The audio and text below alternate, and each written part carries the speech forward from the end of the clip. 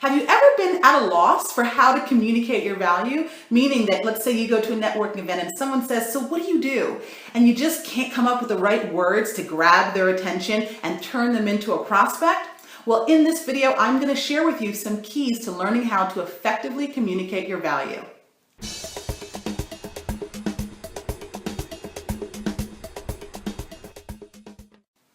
So if you've ever been caught in that situation where someone asks you, well, what do you do? And you don't know how to articulate it. I mean, you know what you provide, but you don't really understand how to translate that, how to describe it in a way that really gets prospects excited to work with you. So in this video, I'm going to share with you 2 key components of 6 that are going to help you learn how to effectively communicate your value. All right. So this is going to be a series of videos. And in today's video, I'm going to be sharing with you the first 2 tips. So the very first thing that you need to do is you need to know who your ideal client is. Now, it sounds simple enough, but so many entrepreneurs don't take the time to really dial in and get clear about who their ideal client is. So obviously you want to think about things like demographics, their age, their gender, their occupation, if they're single, do they have a family? All that stuff is important.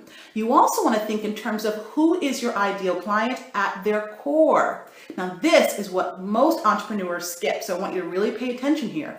You want to go ahead and create an ideal client profile, also known as a client avatar. Now, this is a description of who your ideal client is. It includes those demographics that I just talked about, but it also includes who is your ideal client at their core.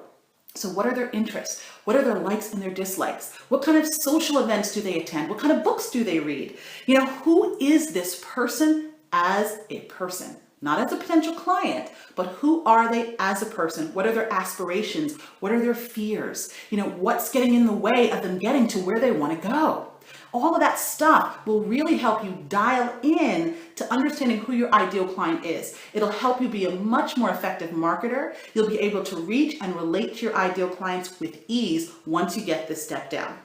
The second step is understanding what is the urgent problem that you solve. So once you know who your ideal client is, you know what their hopes and their dreams are, as well as their pains, you got to figure out, well, what is the most urgent problem that they need to have solved right away? Now, I said urgent because that's what clients are willing to invest in and pay a premium to solve. Something that's urgent, something that's keeping them up at night, something that's making them feel restless. So what is that for you and your clients? Once you figure this out, your clients will then be able to understand how you can specifically help them. So you have to think in terms of what results you provide, what outcomes you provide, so that you know how you can really take a client from point A to point B. All right, so those are the 2 tips that I wanted to share with you today. The first is know exactly who your ideal client is. So go ahead and create your ideal client profile or client avatar.